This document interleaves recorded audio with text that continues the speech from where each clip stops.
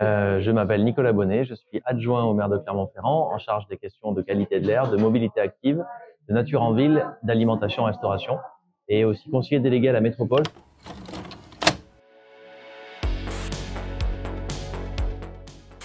Aujourd'hui, nous étions à une conférence organisée par Tygographie sur les questions d'adaptation au changement climatique.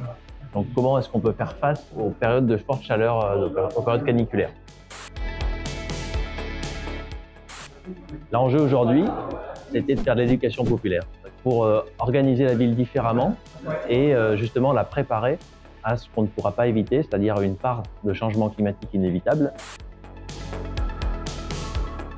On appelle îlots de chaleur urbains des endroits dans la ville où il fait particulièrement chaud en période de canicule. Donc on regarde en fait entre Montferrand et Aulnat, qui ne sont pas très éloignés géographiquement, on a constaté des écarts pouvant aller de 6 à 8 degrés en période de canicule. Mais globalement, la ville est un îlot de chaleur. C'est juste qu'il y a des endroits qui le sont encore plus et c'est ceux sur lesquels il faut travailler en priorité.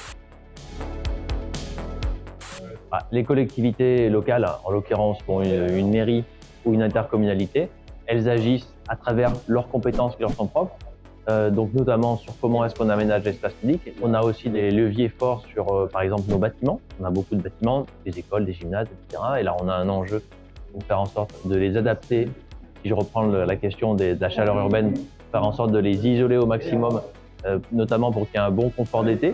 On a aussi des enjeux sur l'organisation de l'espace public en termes de trafic urbain, pas uniquement en termes de végétalisation, pour diminuer le recours à la voiture individuelle, facteur de réchauffement du climat et de réchauffement de la chaleur en ville. À travers la réalisation du projet Inspire, on refait intégralement le long des lignes B et C l'espace public. Et quand on a l'occasion d'aménager de nouveaux quartiers, comme c'est le cas du quartier Saint-Jean, on fait en sorte de construire des bâtiments qui soient les plus bioclimatiques possibles, donc qui permettent aux gens d'être dans un bon confort à l'intérieur de chez eux. Et on crée un nouveau parc qui va être un îlot de fraîcheur où les gens du quartier pourront aller quand ils auront trop chaud, que ce soit chez eux ou même sur l'espace public. Ils pourront venir dans ces espaces qui sont très végétalisés et trouver de la fraîcheur.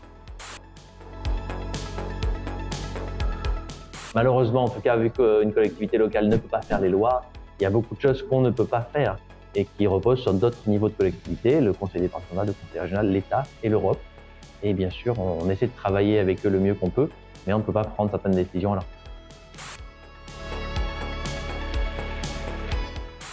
Un message final à tous ceux qui nous regardent, ce serait d'intéressez-vous aux faits scientifiques, intéressez-vous à l'ampleur des problématiques climatiques.